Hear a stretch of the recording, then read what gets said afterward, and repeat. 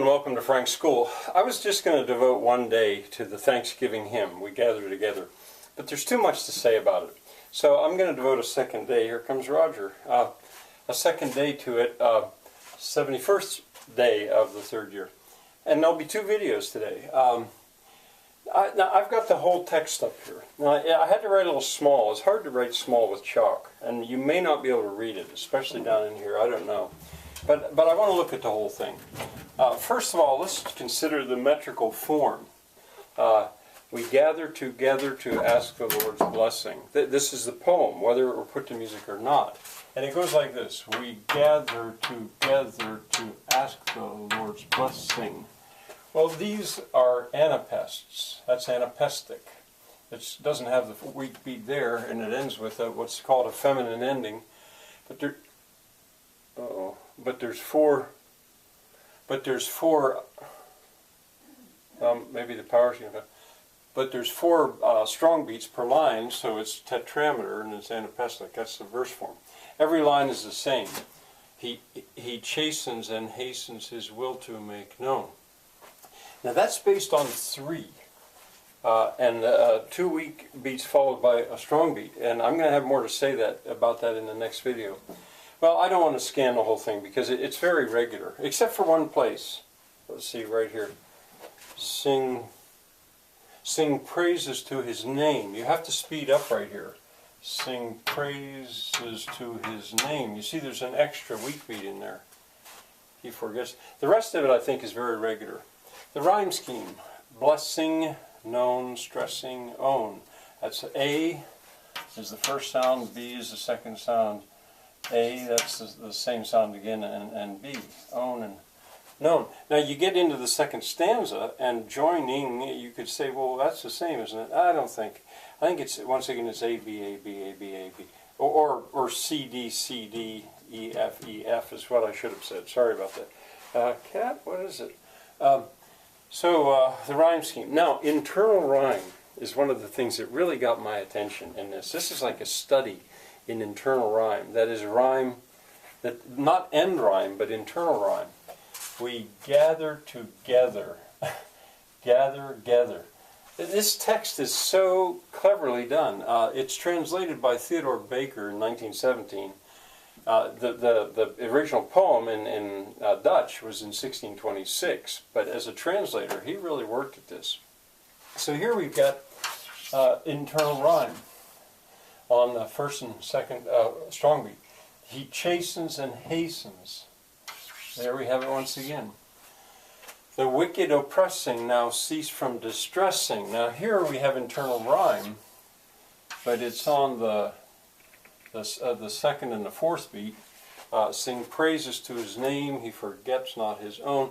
This isn't internal rhyme quite, but A and A, sing praises to his name. In my spelling system, you would see that that's the same vowel. And when you have a vowel repeated, that's called assonance. I think that's what the term is for it, assonance. So though he didn't quite get internal rhyme, he did get assonance there. Beside us to guide us, our Lord, our God with us joining, ordaining, maintaining. There we go once again. This is internal rhyme. Well, it's two. His kingdom divine. Now, kingdom divine, well, that's anastrophe. We would say divine kingdom in normal English word order. But kingdom divine works. That's the way the Romance languages do it. French, Spanish, Portuguese. And there's a lot of assonance in here. The wicked oppressing, the oppressing wicked was probably what you could say there. So from the beginning, the fight we were winning. Here we've got it on the second beat and the fourth beat. Same as in the first stanza. Thou Lord, wast at our side, all glory be thine.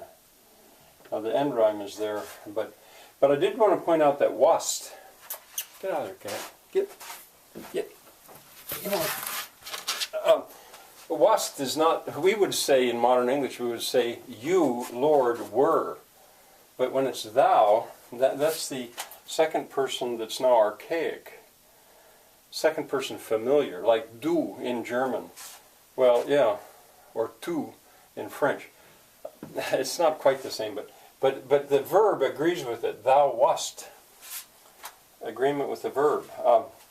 At our side, all glory be thine. Here we've got, again, that second person familiar pronoun. We all do extol thee. Now that doesn't look like rhyme, internal rhyme, but I think it is. It was when I was listening to the choir sing that I heard that, and I thought, well, that's internal rhyme.